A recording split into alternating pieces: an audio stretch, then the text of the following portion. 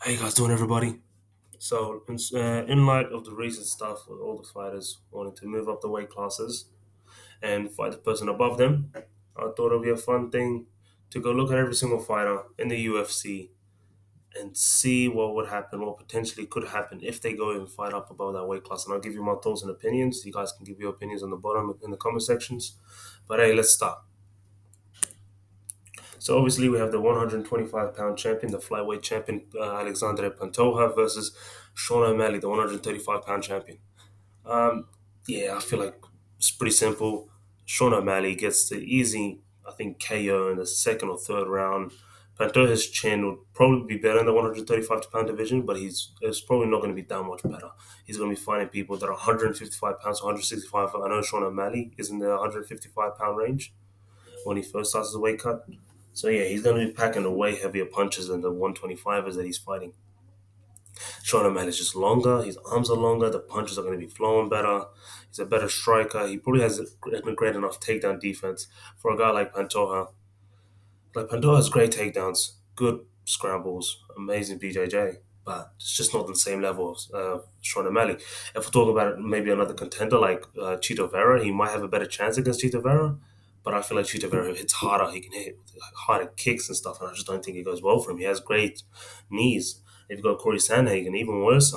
It's just you go down the division, it gets worse and worse. Even Marabi was just complete destruction. I just don't think of it. I think it's a great option for the 125 champ to stay in the 125-pound division. I don't think he should move anywhere else. But now if we go to Sean O'Malley versus Alexander Volkanovski, 135 versus 145. This could work, maybe. Like, because Alexander Volkanovski, if we do the fight right after the Ilya Topuria fight, we'd say he knocks out Ilya Topuria.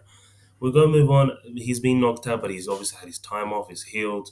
We're versing Sean O'Malley. We say Sean O'Malley just came off a great win, knocked out Chito Vera, and that's the next fight they book. I don't know. It's a better option. I'll be honest with you. The 135 can actually be the 145-pound champion.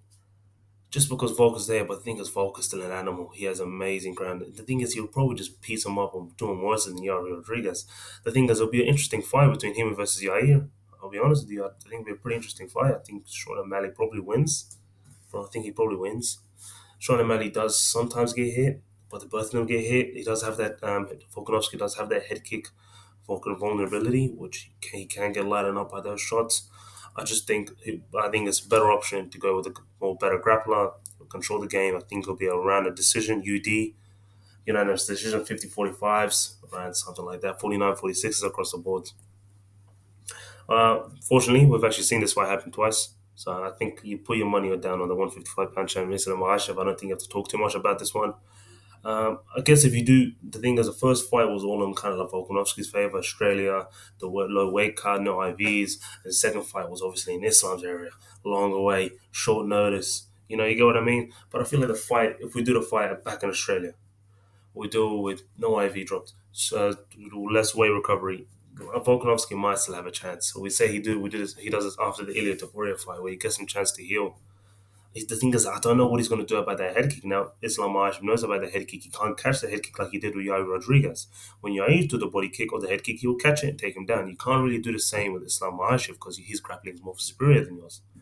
So it gets a bit of a thingy. He's going to have to try to scramble out those BJJ sequences. I just think it will be either a TKO or another UT decision, 50-45s across the boards, maybe even a 50-44s, something dangerous. I just think, yeah, I think he's Asian. Islam Makhachev's on the rise. Is just dangerous. The guy's an animal. The 155 to 170-pound divisions, Leon Edwards, amazing physique. This would be a very interesting fight. A very interesting fight.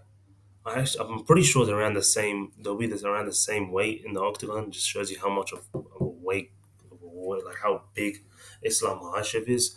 It'll be great to see his takedown defense, but Leon has shown amazing against Kobe and Usman. He's taken them down. Great takedown defenses. Kept on fighting, but the thing is, they really lack the BJJ game. The thing is, Leon would be on it, and Kamaru Usman would give his back. Leon would give his back to get out of him. You give your back to Islam Makhachev, you're getting choked out. Unfortunately, that's just how it's going to be. I'll put my money on Islam Makhachev moving up a division 170. He's more healthier. He can probably even bulk up a bit more, pack a bit more on the chin. He has a great guard. He does has great defense. I just think it'll either be by sub or just another 50-45 division. Islam Makhachev is one of the most scariest fighters in the UFC right now. I don't like it. Most of you don't like it.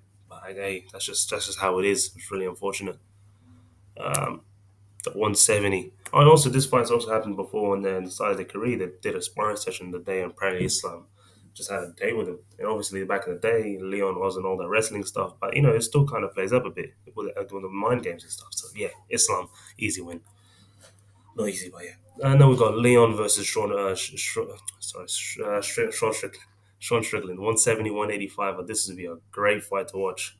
It'll be two. I think it'll be more of a boring type of fight. I'll be honest with you, because he's a more counter person.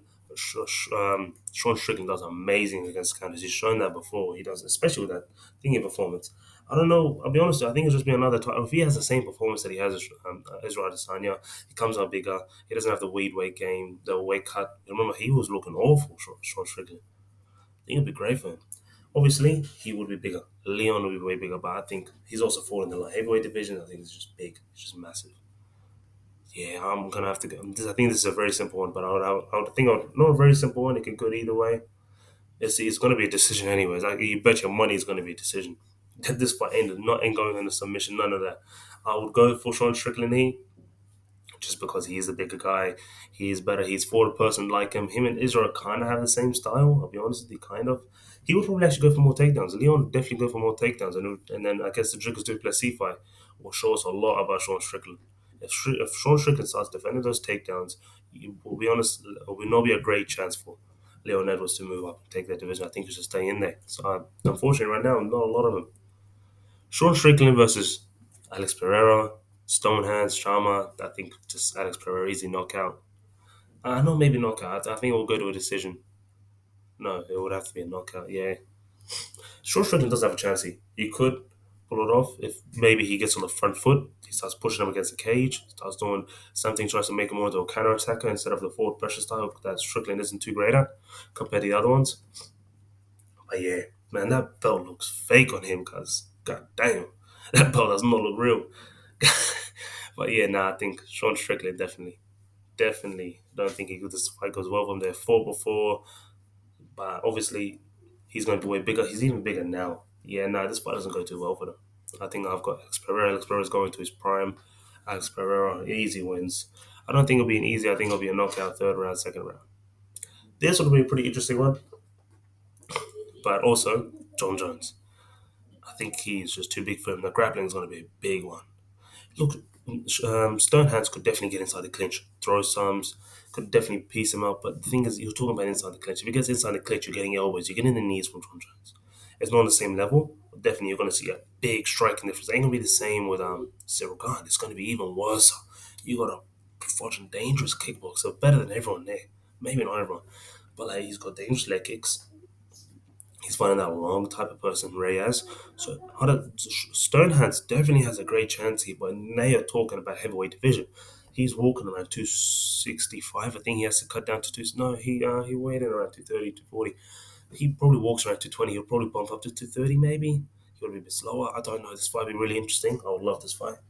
I would put my money on. I think I would put my money on John Jones just because he can't. He can't.